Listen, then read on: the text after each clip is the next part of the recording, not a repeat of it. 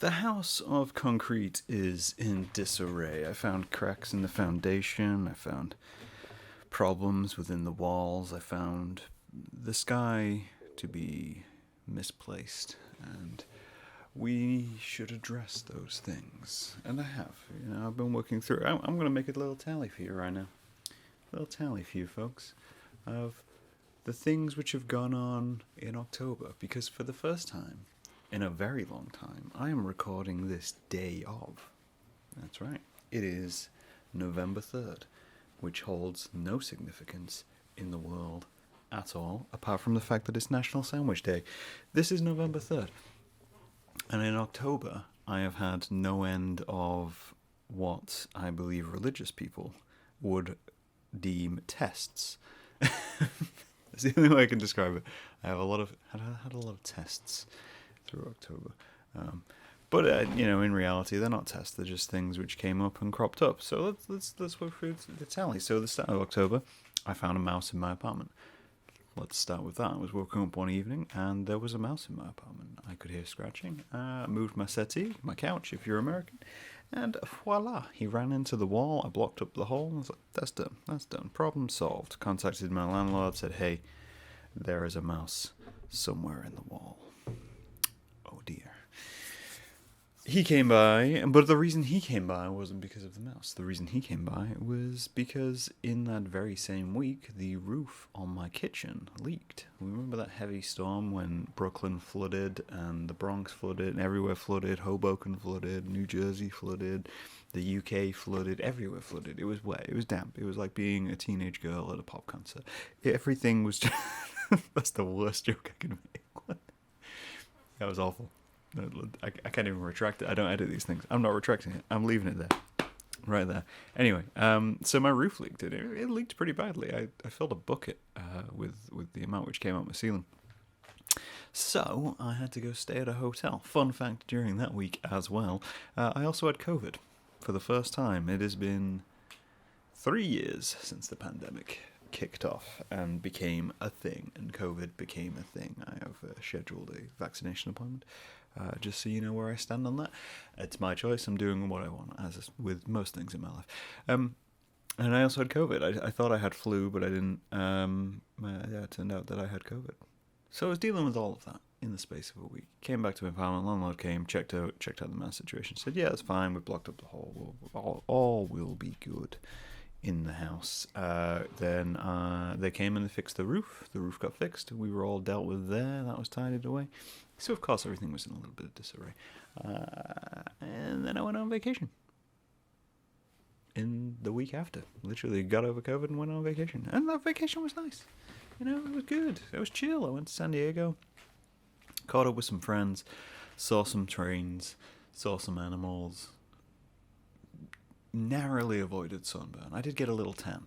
But I narrowly avoided sunburn. Which is impressive in itself. Because I am... paler than a winter squash, which is unripened at times, and I burn quite easily. But I feel like the resilience has come up from that. You may even, I don't know if you zoom in on these videos, or if you I don't know if anyone watches these videos, but if you zoom in on these videos, you may see freckles, fresh freckles which I didn't have before, as with the lines on my face, because I'm aging, I'm aging like a cheese, like a fine cheese. I'm getting more liney. I'm getting more hairy in all the places. I found a hair inside my ear the other day. Who's that for? What's that protecting? That doesn't protect anything. Anyway, plucked it. I digress. I've gone off my point. Was there a point? Did we have a point? I don't know.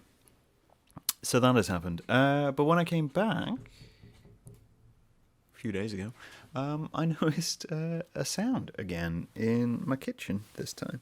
And inside my kitchen, when I went in, was two mice chilling out in the middle of the evening. Just chilling out. Chased them around, set up a barricade so I couldn't get from my kitchen to my living room. And then I've just gradually been going insane for like a week. Slept like 16 hours in the space of 4 days or something. Oh no, it's been a test. It's been a trial.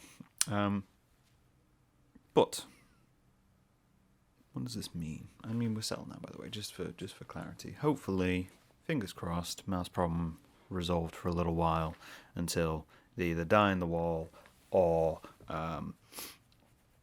get back into my house, in which case we'll do this round again and I will win, because I don't lose. I get what I want. I don't lose. Even when you think I've lost, I've not lost, because I didn't stop playing after I lost. Anyway, so that's all sell. That's all. But it meant that the house of concrete was shook. It was shooketh, as the medieval people would never say, because shook is a modern parlance. Which of course meant things lapsed, like the recording which is happening today. It meant things went to the wayside. I still managed to complete Inktober. Pretty proud of that one. It means I'm behind on doing my illustrations for my calendar, which, by the way, as of today, with this video, you can now pre-order the calendar for 2024, middle of the podcast advert. But we were doing all the things.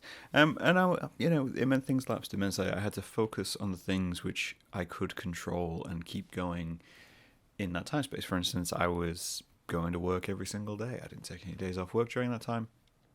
I mean, I did during the time I had COVID. But during this past week or so, I've been going to work. I've been focused on getting out of the house because I've not been comfortable in my own house. And I went to the gym, and that was, in a way, that was good. It was timed, it was planned, because I'd had a month off going to the gym because I had to move around in COVID and vacation. And these were things which I could bracket in a way. I could put them in boxes. My box, my weirdly long, white, grey, whatever colour these walls are, box, it was disturbed. It had a break, it had a tear. So I found boxes where I could feel safe. I found boxes where having somewhere to be meant I could be there, and it was good for me. It was good to have some space I could go and some place to escape, because it allowed me to relax. It's one of these strange things. I think this is one of these things which happens a lot with deaths in the family. And I've had deaths in the family, and I've had situations I've had to deal with. And I've had colleagues who've had the same thing, and I often find people give the wrong advice when there's death in the family, or they're going through something troubling or tragic. They'll be like, "Oh, you need to take time for yourself. You need to take time for yourself, and you need to relax and just go stay and be." And the reality is that you don't want that, right? You want a distraction. You want something else, anything else to focus on, because that's what your brain needs. What your brain actually needs is subconscious distraction. It needs processing power. You may break into tears on the subway.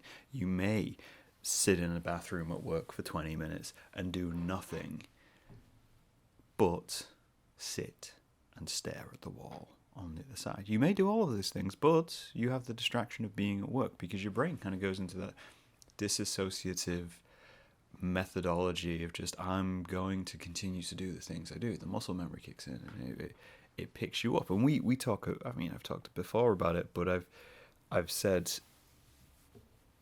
it can't all be bad, right? I think we forget this. This episode's going all over the place. I think we forget this. I think we forget that the items we have within our life and within our mental health, we forget the reasons we have them, right? Because we've deemed a lot of it as non-valuable and destructive because we have too much of it, right? And I'll explain what I mean. And so let's say dissociation, right? Dissociation is a reaction in your brain where you essentially are faced with something traumatic, something bad, something which can hurt you, and you ignore it completely. And it's not like ignoring it like you say, oh, I'm just not going to talk to that person, or whatever. It's ignoring it in the sense that your brain literally just cuts it off and says that this isn't a thing. It's almost like a weird, like, subconscious denial. Your brain cuts it off and it says, this is not a thing. Everything is going to continue. We'll focus on everything else, literally everything else, to the point where you can even just become kind of delusional with it. You can completely ignore the problem. You can void your way through things And what it does is it short circuits everything else within you. It short circuits everything else within your brain and says, we're not engaging with this. Therefore, we're probably not going to engage with anything else. Turn off this, everything. But keep the factory senses running, right? Keep everything else running. The car will go from A to B, but the CD player won't work. That's the analogy. And the reason we have that is from way back when, right? This isn't a new thing. This isn't a new ideal within humanity or a new system because of the amount of tech we have or the amount I watch on YouTube or what I see on my phone or the genocide I'm slowly following, because all these things, this is just human. This is a reality check for us, because when we were hunter-gatherers, when it was early man, there was a lot to deal with. So the strengths we had with emotionality and being able to feel and engage and emote and put out art and love and engage, and all these things had to be turned off at points. They had to just be removed. I often think of early cavemen, right? We don't know if early man had the level of emotion and communicative skill which we have day to day. We know they didn't have language to the scale which we have, but they had their own forms of language and communication and showing endearment to one another. And we know that because when they study early civilization, they look for things. There is things which are decorative, and decoration is something human. It's not something other animals do. So that is there, but it is there in very minimal levels. We don't know how much they have. But I think of early man, and I think of all those things, and I'm sat thinking, right, well,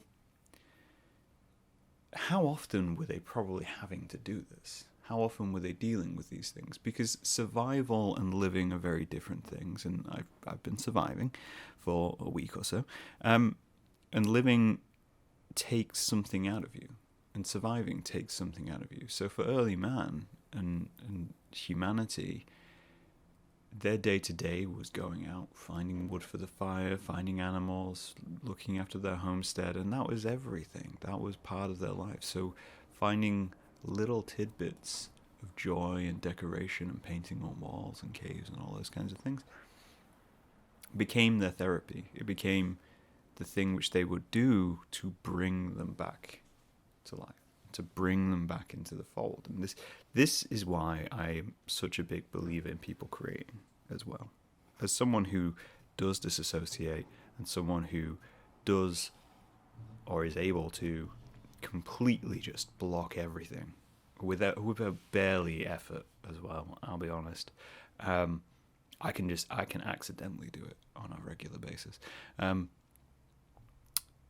think it's very much one of these things which brings you back to reality. I had a discussion ages ago, and I may have mentioned this before on the podcast. I had an art teacher who told me never to stop creating. Told me never to stop making art. And it wasn't from a capacity of you should be a famous artist, or you should never stop trying to be an artist, or you should never stop, going out and drawing. Never stop doing those things because your dreams will come true. It was not said in that capacity, and I appreciate this. It was said more in a capacity of never reject the thing which you're great at now, right? Never reject the item in you which allows you to communicate these emotions, because these are things which I was already shutting down as a child and as a teenager. Being able to communicate that in different ways was extremely valuable. And she's told me about a student of hers which had been an A-class student in art class and had all the creative skills and all these kinds of things, and she went off to study accountancy or law or one of these subjects which essentially removes all of that, because it's stats, it's statistics, it's facts, it's laws, it's writing and all these kinds of things. And she'd met her years later, and she was fed up, completely fed up. Didn't create anything, and she had to be encouraged to get back into creating, and took some art classes, and found that very useful to her. And I was told this story, and I think I must have taken it on way more than I ever did, as just guidance for life, that I have this skill, have this ability to be able to communicate via visual and imagery and creative imagery, and that allows me to reconnect with the rest of humanity again and involve myself in it. Even this morning, so today is probably the first day where I've woken up and been fairly certain there's no mice in my apartment. They may be in the walls, but who knows at this point, right? You can hear me. I hope you enjoy the podcast, guys. If you hear me, if you can hear me, mice, I hope you enjoy the show. And please, click subscribe. But this is the first day, so I've been doing things this morning and last night to get myself back into the swing of being human, so to speak. I've been drawing. I've been putting up the calendar for pre-order. I've been listening to music. I've been doing a little bit of writing, reorganizing the October photographs, just trying to find that thread of that thread of humanity. When you're lost in the forest, finding that little red thread, and then we begin to follow it. And then all of a sudden, you're led back to the right path. You're led back to where you came. I had a different point to make today. But this is where we've ended up. And like everything, you have to take stuff in your stride. I've never been concerned as a person about being able to make it through a problem, right? Even this week, I've been worn down, tired. I probably look pretty tired right now. I feel a little tired, but also I drank whiskey last night, so you don't get the best restful sleep when you have 3 glasses of whiskey before you go to bed. But I do that often. It's not a brag, by the way. And I've the way I described it to friends who have been distracting me and helping me through the situation, and I thank you all, is I felt worn down, like a pencil. Feel worn down. Feel like I've been used up for a while, and the lead and graphite was getting there. It was getting there. So the marks I was making were becoming blunter, and the marks I was making were becoming duller, and eventually I'd be either unable to write and function, or I would be making lines which just were unlegible. You're running on autopilot at that point. And I'm worn down. And what do you do with a worn down pencil? You sharpen it up. I could do this all day. Like, not to sound too much like Captain America, but I could do this all day conceptually. There's a million ways to describe how I feel. And there's a million ways to engage with all of this. And if anything, and I capture these mice, I may just, put them to work. But what I'm saying is, this has not been perfect week, perfect month, perfect anything. And the conceptual value of it landing on today, which is not an important day, it's just National Sandwich Day, is significant to me. And kicks me back to reminding me why I do what I do. And to remind you that these things do end. And that sometimes, you don't get to create every day. Sometimes you don't. Sometimes you have life to deal with. You should never feel bad for not making when you're dealing with a lot of things. There's a lot of things to deal with. And if you want to get back into making things, and you want to get back into just having engagement with your creative self and life and the people around you and emotional values and humanity values and all these things, all you gotta do is start with something small. That's all you gotta do. Write a one-liner. Write a haiku. Draw a doodle. Sketch something. Dab a paint on something. Take a photograph which makes you laugh. All these little things. Put a hat on your pet. Done. Put a hat on your pet. That's the best advice. And it'll help. Trust me. It'll help. As someone who has capacity to go through these things, it will help. But I digress. I have digressed through this entire. We are back in order. It is November. What does November mean for you? November means that you will get no guests this month, but some solo ramblings as we discuss our way through the winter months and decide what we want from life and the new year, as we do oftentimes, because change is coming. Change is coming to the show, to all the things. It always is. It's inevitable. We can't control it, as we have just discussed. We'll find out more about that later. Hope you're safe. Hope you're well. I'm going to finish my coffee. And then I'm going to go find these mice. Talk to you guys later. Bye.